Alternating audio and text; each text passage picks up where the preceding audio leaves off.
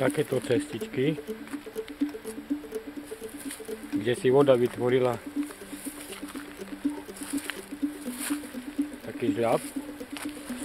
Je to veľmi dobre na zachytávanie zlatiniek. Napríklad, tu je ten koreň, o ktorom som minule hovoril v minulom videu.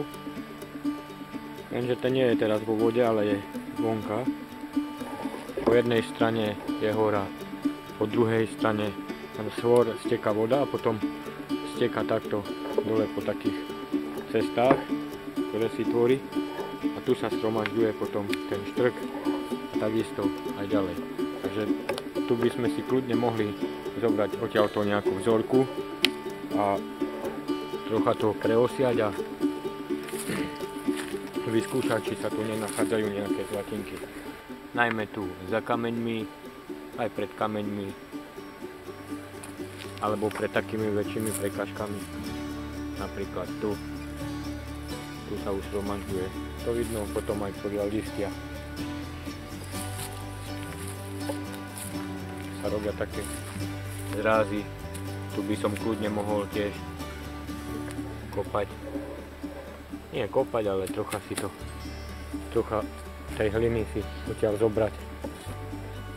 A mohol by som to preosiať a potom v ryžovacej panvici. Sami vidíte, ako si voda robí cestičku. Je pravda, že zlato sa dakedy usadí ešte skôr, ako zíde dole, ale za skúšku to stojí, pretože som už aj minule počul, že našli zlatinky. Napríklad išiel chlapec na poli po polnej ceste a zrazu sa mu tam niečo zablišťalo a trocha si nabral hliny a našiel tam zlatinky.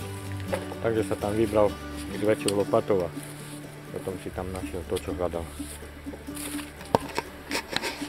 Tu vidno, ako tiekla voda.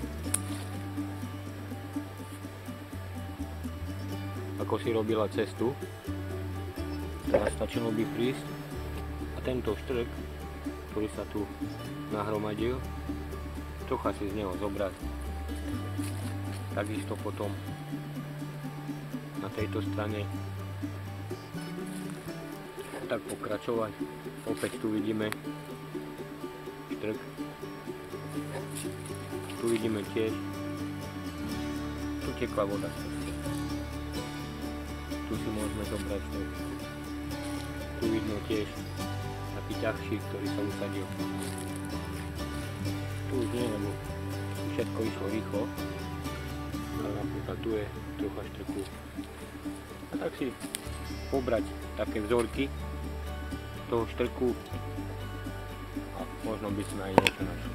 Toto platí aj toto, takže aj odtiaľ to trochu.